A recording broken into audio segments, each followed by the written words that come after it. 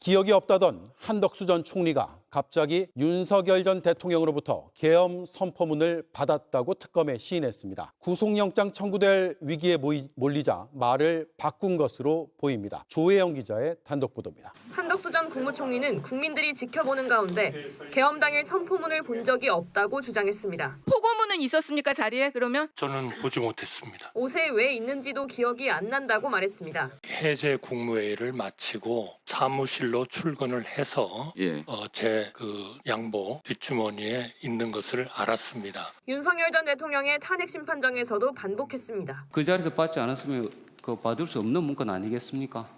그러나 언제 어떻게 그거를 받았는지는 정말 기억이 없습니다. 지난달 2일 첫 특검 조사에서도 마찬가지였습니다. 그런데 지난 19일 특검에 나와선 윤석열 전 대통령이 계엄 선포문을 줬다는 취지로 진술을 바꾼 것으로 파악됐습니다. 비상계엄 8개월이 지나서야 윤 전 대통령으로부터 선포문을 받았다고 인정한 겁니다. 이를 두고 구속영장이 청구될 위기에 몰리자 빠르게 태세를 바꿨다는 지적이 나옵니다. 특검은 이미 한 전 총리가 계엄 문건을 보는 대통령실 CCTV를 확보했습니다. 이런 상황에서 뻔한 거짓말을 하면 구속영장 발부 가능성이 더 커질 수 있습니다. 특검은 내일 한 전 총리를 다시 조사한 뒤 구속영장을 청구하는 방안을 유력하게 검토하고 있습니다. 계엄 적법성을 위해 국무회의를 소집하는 등 윤 전 대통령의 내란을 도운 방조 혐의를 적용할 것으로 알려졌습니다.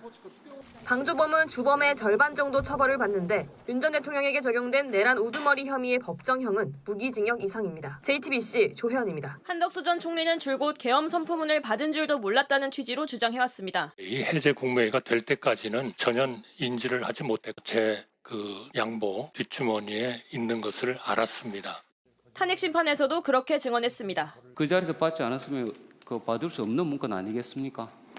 그러나 언제 어떻게 그거를 받았는지는 정말 기억이 없습니다. 하지만 CCTV는 전혀 다른 사실을 이야기하고 있습니다. 특검이 확보한 대접견실 CCTV 영상에는 한 전 총리가 다른 국무위원들 자리에 놓여있는 계엄 문건뿐 아니라 접견실에 남아있던 문건까지 하나하나 모두 챙겨 나오는 장면이 담겨있던 것으로 파악됐습니다. 한 전 총리는 이런 사실을 말하지 않다가 CCTV가 제시되자 뒤늦게 진술을 바꾼 것으로 파악됐습니다. 가지고 나온 문서들 중 나머지 서류들은 필요 없어서 버렸고 계엄 선포문 2장 중 1장은 강희구 전 부속실장에게 줬다는 취지로 번복한 겁니다. 바로 이 문건을 가지고 강희구 당시 부속실장은 사후에 대통령과 총리의 서명을 받아 조작된 사후 계엄 선포문을 만들었습니다. CCTV에는 또 한 전 총리가 5장짜리 문서 묶음을 접견실에서 가지고 나와 국무위원들과 돌려보는 모습도 포착됐습니다. 특검은 이 문서가 윤석열 전 대통령의 계엄 대국민 담화문일 가능성이 높다고 의심하고 있습니다. 특검은 CCTV 영상을 토대로 한 전 총리가 윤 전 대통령의 내란 행위를 방조했는지 집중적으로 수사하고 있습니다. 특검은 조만간 한 전 총리를 다시 부를 예정입니다. JTBC 조혜연입니다. 오늘 오전 9시 25분 한덕수 전 총리가 내란 특검 사무실에 도착했습니다. 그럼 여전히 내란에 가담하거나 동조하지 않으셨다는 입장이신가요? 계엄 문건 챙기는 점을 CCTV 검색하는 보도에 대해 어떤 입장이신가요? 고생 많으십니다. 내란에 가담, 동조한 적 없냐는 질문에 입을 닫은 한 전 총리. 지난 5월 그의 대선 출마 선언문 속에 있던 한 대목이 떠오릅니다. 저는 이번 대통령 선거를 통해 우리 국민의 선택을 받도록 전력을 다하겠습니다. 대통령은 고독한 자리이고 엄청나게 많은 일을 할 수 있는 자리인 동시에 자기 혼자 할 수 있는 일이 의외로 거의 없는 자리이기도 합니다. 한 전 총리는 불법계엄 선포 전 윤석열 전 대통령이 부른 국무위원 6명 중 1명이죠. 내란에 가담하거나 동조한 혐의를 받고 있습니다. 특검은 조사가 끝나면 신병 확보에 나설 걸로 보이는데요. 대통령은 자기 혼자 할 수 있는 일이 의외로 거의 없다던 한 전 총리의 말. 불법계엄 사태, 책임의 방향을 가리키고 있는 건 아닐까요? 대선에 출마했었잖아요. 갑자기 총리에서 이제 사퇴를 하고, 그리고 그 간밤에 새벽에 후보가 교체되는 국민의힘 상황도 있었습니다. 시민들이 지금 이 한 전 총리의 상황을 보면서 저것 때문에 그때 그렇게 무리하게 후보 교체 시도가 됐었나? 갑자기 이렇게 대선 출마를 했나? 이런 평가가 나오기도 하거든요. 김동은 의원님 어떻게 지금 상황으로 볼 때 그렇게 추론하는 것도 무리는 아닙니다. 왜 갑자기 대선에 출마하려고 했을까? 본인이 정말 구국의 정신으로 출마를 했을까? 아니면 다른 요인이 있을까라는 상황인데, 지금 저렇게 제가 잠시 전에 말씀드린 대로 시간이 가면 갈수록 조사가 진행되면 될수록 주위 어떤 증언이라든가 물증, 당시의 상황 논리 이런 것들이 점점 불리해지고 있는 것만은 분명합니다. 그러니까 이것을 타개하기 위해서 무엇이 가장 좋은가? 차라리 대선에 출마를 하자라고 생각을 해 봄직하죠. 예. 이것도 마찬가지로 뭐 특검 조사에서 밝혀질 문제는 아닙니다만은 지금 이 전체적으로 우리가 이렇게 이 큐빅 맞추기를 통해서 할 때는 그럴 가능성 또 많은 국민들이 그래서 그랬구나라고 추론을 할 그럴 그 상황임에는 분명하다. 그래서 저는 이 구속이라든가 특검의 어떤 지금 한 달 동안의 이 주변인 수사 예. 이런 것들이 상당히 많이 진척이 된 것 같다 이렇게 판단을 하는 것입니다. 예, 이정 의원님. 근데 그 당시 우리가 좀 테이프를 돌려보면 지지율이 꽤 높았어요. 그 소위 말하는 여당 내에서. 예, 당시 여당이요. 당시 여당, 예. 당시 여당에서 그때는 뭐 후보 이름으로 거론만 될 시점이었고 다른 사람들이 이제 나간다고 이제 얘기를 했던 선언한 상황이었는데 예. 그 지지율이 안 나왔으면은 나오고 싶어도 못 나왔겠죠. 근데 그 지지율이 1위였고 뭐 지금 뭐 그 당시 여러 여론조사를 저희야 뭐 당시 뜯어봤으니까 예. 세부적으로 파악을 해보면 소위 말하는 중도가 어디로 가느냐 이게 굉장히 큰 이슈였거든요. 근데 중도 측만 보면은 한덕수 총리하고 이제 오세훈 시장하고의 거의 뭐 박빙 내지는 그런 그 겹치는 부분이 있었어요. 그 정도로 대선에서 이기기 위해서는 여론조사가 뒷받침을 해줬기 때문에 예. 나올 수 있었던 거거든요. 그런데 그것을 뭐 그것이 그때 뭐 마침 잘 나와서 있을지는 모르지만 본인이 이거를 타개하여서 대선에 나왔다고만 얘기하기에는 당시 상황이 뭐 그렇게 녹록지는 않았던 것 같습니다. 예, 다른 요인도 많았다. 김영남 의원님. 우리가 이제 2017년도에도 탄핵을 겪었습니다만 그 당시 황교안 국무총리가 대통령 권한 대행을 했었죠. 그때 여론조사 압도적으로 뭐 1등 나왔어요. 그러니까 당시 여권 내부적으로는 그래도 출마 안 했죠. 왜냐하면 대통령 권한 대행을 하고 있는데 그 권한 대행이 중도에 사퇴하고 출마를 하는 게 일단 정치적으로 적절하지 않을 뿐만 아니라 그 당시 여론조사에서 지지율이 높게 잡히는 것은 대통령 권한 대행이라는 그 직책이 주는 어떤 권위나 무게감이 작용하는 것이거든요. 그걸 중도에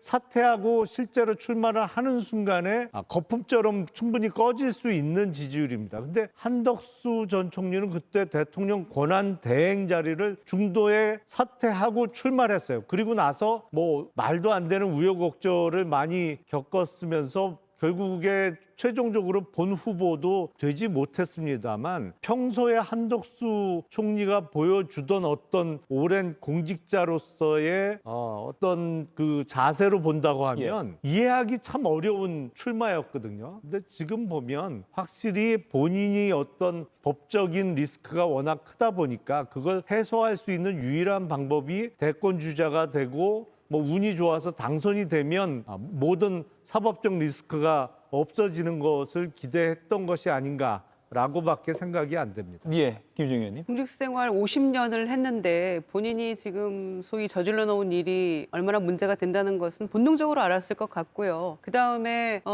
친윤들은 이미 대선은 당시 포기했던 거 아닙니까? 그래서 우리의 목표는 당권에 있다라는 얘기들을 많이 했었죠. 제3자적 시각에서 봤을 때도 뭐 대권은 물 건너 간 거니까 어차피 이 개업 내란 국면에서 그러니까 당권이라도 우리가 계속적으로 가지고 있으려면 한덕수 총리가 그래도 지지율이 좀 나오고 하니까 내세우는 게 좋겠다라는 판단을 했던 것 같고요. 당시에도 이제 그런 얘기들이 많이 나왔었죠. 그래서 어쩌면 당내의 소위 그 친윤 기득권 세력과 한덕수 당시 총리의 이해관계가 맞아떨어진 그런 결과로서 대선 출마를 그렇게 무리수를 두면서까지 무슨 단일화 오밤중에 당내 이건 구태타다라는 얘기가 당내에서까지 나올 정도의 그런 일들이 벌어진 게 아니었나 생각하고요. 그래서 이런저런 문제가 있으니까 그거를 타개하기 위한 하나의 방책으로서 대선 출마라는 무리수를 뒀던 게 아닌가라는 합리적 추론은 충분히 가능하다고 생각합니다. 예. 네, 특검이 내일 김건희 씨를 소환해서 조사할 예정입니다. 내란 특검은 이르면 오늘 한덕수 전 총리의 구속영장을 청구할 것으로 보입니다. 현장 취재 기자 연결합니다. 김영수 기자.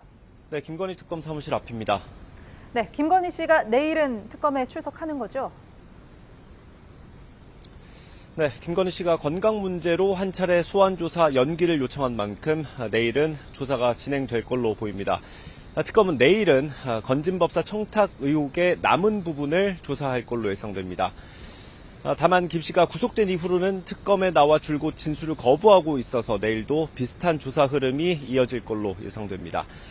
김 씨 구속 기간은 오는 31일까지입니다. 내일 조사가 예정대로 잘 진행된다면 수요일쯤 한 차례 더 김건희 씨를 불러 조사한 뒤에 금요일인 29일 재판에 넘긴다는 계획입니다. 내일 건진법사도 같은 시간에 소환이 되죠. 김건희 씨와의 대지를 염두에 좀 둔 걸까요?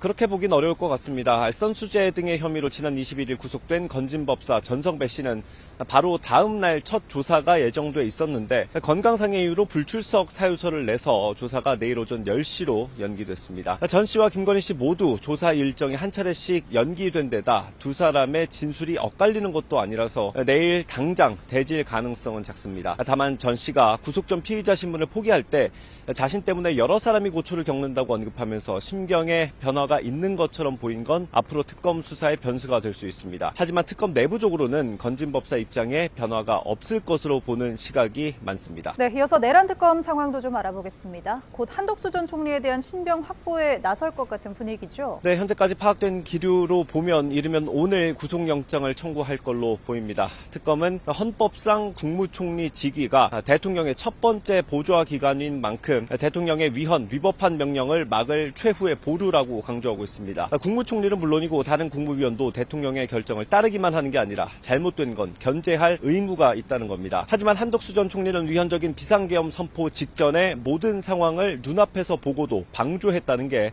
특검 수사 결과입니다. 특검은 또 전 국민이 지켜보고 있는 헌재 탄핵 심판에서 한 위증은 대국민 거짓말의 성격이 짙은 만큼 범죄의 중대성이 크다고 판단하고 있습니다. 지금까지 김건희 특검 사무실에서 전해드렸습니다. 이번 주에만 두 차례 한덕수 전 국무총리를 조사한 내란 특검팀은 이르면 오늘 한 전 총리에 대한 구속영장을 청구하는 방안을 검토하고 있습니다. 특검팀은 한 전 총리가 대통령을 견제할 책무를 져버린 것으로 판단했습니다. 백운 기자입니다. 그제 밤 늦게까지 조사를 받은 한덕수 전 국무총리는 취재진 질문에 아무런 답을 하지 않았습니다. 개헌 선포는 언제 받으셨습니까? 개헌 당일에 선포 보신 건데.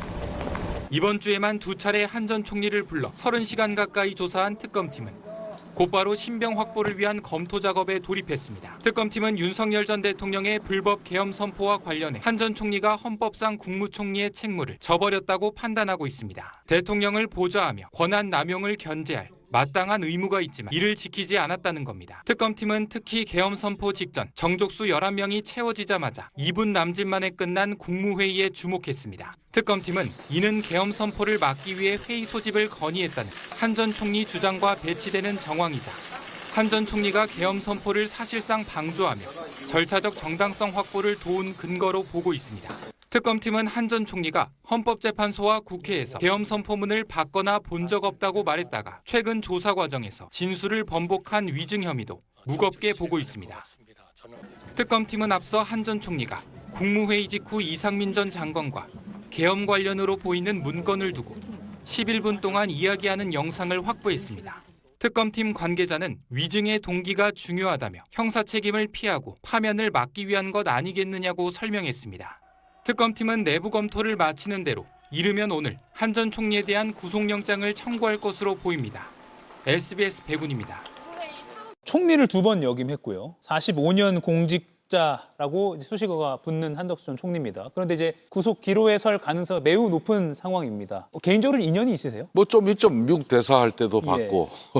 지금 이런 상황에 놓인 한 전 총리 어떻게 좀 평가하세요? 참 그러니까 이제 뭐 김건희 여사가 하모 11홍을 이야기할 거 아니라 한덕수 전 총리가 하모 11홍을 이야기하고 건불 10년 이야기해야죠. 그러니까 이제 본인도 그때 뭐 아마 빼지르게 느낄 겁니다. 윤석열 전 대통령이 12.3 비상계엄의 그 오판의 어떤 그날 당일날 상당히 개강되고 뭐 비정상적이었을 거 아닙니까? 그러면 오랜 이렇게 관료로서 또 본인이 또 총리를 2번 하고 또 그동안 뭐 대사도 하고 장관도 하고 뭐 청와대 경제수석도 하고 다 해본 사람이거든요. 그러니까 늘 권력 주변에 있었기 때문에 윤석열 전 대통령이 지금 상당히 정상적인 사고로 이렇게 비상계엄이라는 걸 판단하지 않고 있고 그러면 자기 목을 걸고라도 그걸 막을 수 있는 그때 결기를 보였어야 되는데 헌재에서 그러니까 진술한 정언한 내용하고 대체로 지금 이제 특검 수사를 통해서 앞에 장관들이나 특검이 또 확보한 CCTV를 통해서 그동안 주장한 내용하고는 상당한 차이가 있다. 예. 그렇기 때문에 특검 입장에서는 어떻게 하든 결국은 영장을 치려고 할 수밖에 없을 겁니다. 홍준표 전 대구시장은 페이스북에서 한덕수 전 총리가 본래 사려 깊은 사람인데 허망한 대통령 꿈꾸다가 나라 망치고 인생도 끝냈다 이렇게 평가하기도 했습니다. 그렇습니다. 지금 제가 아는 한덕수 전 총리 같은 경우도 정말 이분은요 정치인들 바깥 계산에 있어가지고도 자기가 직접 자기 몫은 자기가 하는 정도로 그러니까 어느 사인간에도 그래요. 그럴 정도로 자기 관리가 철저했던 사람인데 어떻게 그 작년 12.3 비상계엄에 거기에 윤석열 전 대통령의 그런 상당히 그 비정상적인 그런 고도의 정치 행위에 본인도 어떻게 이렇게 휘말릴 수밖에 없었던 상황인지 아마 엄청난 뭐 자괴심과 또 자책을 할 수도 있다고 좀 봐요. 아무튼 국민들 입장에서는 대통령의 불법 계엄을 막을 책임이 있는데 제대로 임무를 다하지 않았다라는 비판도 받고 있는 것 같습니다.